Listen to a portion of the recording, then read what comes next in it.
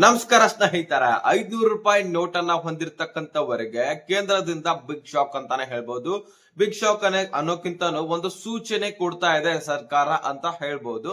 ಅದೇ ರೀತಿಯಾಗಿ ಬರೀ ನಿಮ್ಮಂತವರಿಗೆ ಅಷ್ಟೇ ಅಲ್ಲ, ಇಲ್ಲಿ ಕಚೇರಿಗಳಿಗೆ ಹಣವನ್ನ ವಹಿವಾಟು ಮಾಡ್ತಕ್ಕಂತಹ ಕಚೇರಿಗಳಿಗೆ, ಕೇಂದ್ರಗಳಿಗೆ ಎಲ್ಲರಿಗೂ ಕೂಡ ಇಲ್ಲಿ ಒಂದು ಸೂಚನೆಯನ್ನ ಕೊಡ್ತಾ ಇದೆ. ಹಾಗಾದ್ರೆ ಇಲ್ಲಿ ಶಾಕ್ ಕೊಡ್ತಕ್ಕಂಥದ್ದು, ಎಚ್ಚರಿಕೆ ಕೊಡ್ತಕ್ಕಂಥದ್ದು ಏನು? ಸೊ ಈ ಎಲ್ಲಾ ಮಾಹಿತಿಗಳನ್ನ ನಾವು ಈ ಒಂದು ವಿಡಿಯೋದಲ್ಲಿ ನೋಡೋಣ. 500 ರೂಪಾಯಿ ಹೊಂದಿರತಕ್ಕಂತಹ ಪ್ರತಿಯೊಬ್ಬ ಒಂದು ಫಲಾನುಭವಿಗಳಂತ ಹೇಳ್ಬೋದು, ಅಥವಾ ಗ್ರಾಹಕರು ಅಂತ ಹೇಳ್ಬೋದು, ಅಥವಾ ಜನರ ಅಂತ ಹೇಳ್ಬೋದು. ಟೋಟಲಿ ಪ್ರತಿಯೊಬ್ರು ಕೂಡ ಮಿಸ್ ಮಾಡದೆ ವಿಡಿಯೋನ ನೋಡಿ. ಎಲ್ಲರ ಹತ್ರನೂ ಕೂಡ 500 ರೂಪಾಯಿ ಇದ್ದೇ ಇರತ್ತೆ. ಈಗ ಇರ್ಲಿಲ್ಲಪ್ಪ ಅಂದ್ರೂ ಸಹಿತ ಮತ್ತೆ ನಾಳೆ ಸಿಗತ್ತೆ, ಅಥವಾ ನಾಳೆ ಇರ್ಲಿಲ್ಲ ಅಂದ್ರೆ ನಾಳೆ ಸಿಕ್ಕೇ ಸಿಗತ್ತೆ. ಹಾಗಾಗಿ ಆ ಒಂದು 500 ರೂಪಾಯಿ ನೋಟನ್ನ ನೀವು ಪಡ್ಕೊಳ್ಬೇಕಂದ್ರೆ ಅದಕ್ಕಿಂತ ಮುಂಚೆ ಈ ಒಂದು ಸೂಚನೆಯನ್ನ ತಿಳ್ಕೊಳ್ಬೇಕು. ಸೊ ಎಲ್ಲ ಕೂಡ ಕ್ಲಿಯರ್ ಆಗಿ ನಾನು ತಿಳಿಸ್ಕೊಡ್ತೀನಿ. ಆದಷ್ಟು ವಿಡಿಯೋನ ಕೊನೆವರೆಗೂ ವಾಚ್ ಮಾಡಿ. ಚಾನಲ್ಗೆ ಸಬ್ಸ್ಕ್ರೈಬ್ ಮಾಡಿಲ್ಲ ಅಂದ್ರೆ ಇದೇ ರೀತಿ ಲೇಟೆಸ್ಟ್ ಆದಂತ ಅಪ್ಡೇಟ್ ಅನ್ನ ಕೊಡ್ತಾ ಇರ್ತೀವಿ. ಸಬ್ಸ್ಕ್ರೈಬ್ ಮಾಡ್ಕೊಳ್ಳಿ. ಈಗ ನಾವು ಡೈರೆಕ್ಟ್ ಆಗಿ ಟಾಪಿಕ್ ಗೆ ಬಂದ್ಬಿಡೋಣ. ವೀಕ್ಷಕರೇ, ಈಗ 500 ರೂಪಾಯಿ ನೋಟ್ ನಲ್ಲಿ ಬಹಳಷ್ಟು ಸ್ಕ್ಯಾಮ್ ಗಳು ನಡೀತಾ ಇದೆ ಅಂತೆ. ನಕಲಿ ನೋಟುಗಳನ್ನ ಯೂಸ್ ಮಾಡ್ತಾ ಇದ್ದಾರಂತೆ. ಹೌದು ಸ್ನೇಹಿತರೆ, ಇಲ್ಲಿ ಕೇಂದ್ರ ಸರ್ಕಾರ ಒಂದು ಮಾಹಿತಿಯನ್ನ ಹೊರಡಿಸಿದೆ.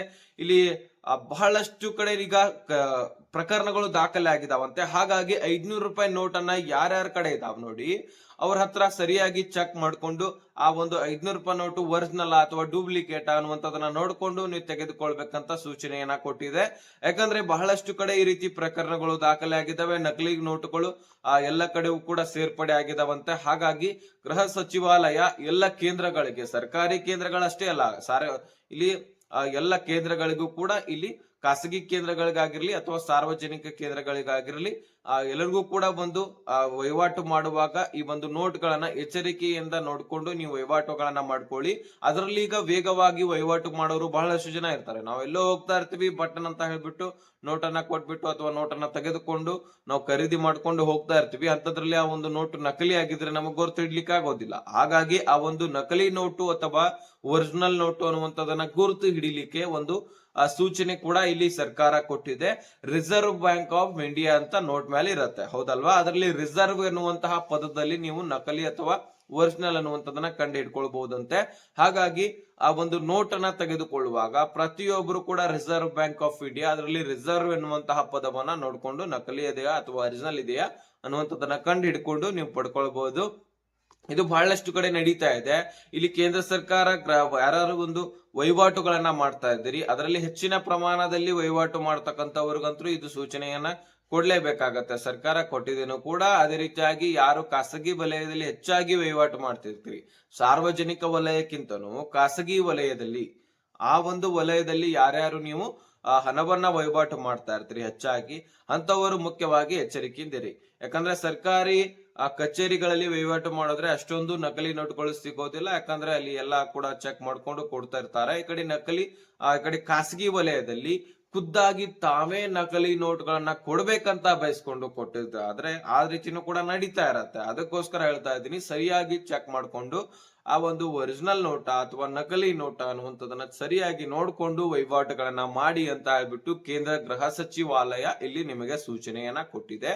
ಹಾಗಾದ್ರೆ ವೀಕ್ಷಕರೇ, ಬಹಳಷ್ಟು ಕಡೆ ನಿಮ್ಮ ಹತ್ರನೂ ಕೂಡ ಈ ರೀತಿ ನಡೀತಾ ಇದೆಯಾ? ನಕಲಿ ನೋಟುಗಳನ್ನ ನೀವು ಕೂಡ ಯೂಸ್ ಮಾಡ್ಕೊಂಡಿದ್ದೀರಾ ಅಂದ್ರೆ ನಿಮ್ಮ ಹತ್ರನೂ ಕೂಡ ಬಂದಿದೆಯಾ? ತಪ್ಪಿ ಒಮ್ಮೆಲ್ಲ ಒಮ್ಮೆ ಬಂದಿರಬಹುದು.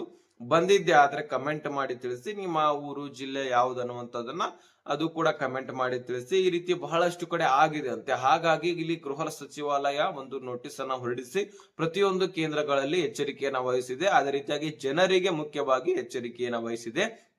ನಕಲಿ ನೋಟುಗಳು ಅಥವಾ ಒರಿಜಿನಲ್ ನೋಟ್ ಅನ್ನುವಂಥದ್ದನ್ನ ಸರಿಯಾಗಿ ಚೆಕ್ ಮಾಡ್ಕೊಂಡು ನೋಡ್ಕೊಳ್ಳಿ.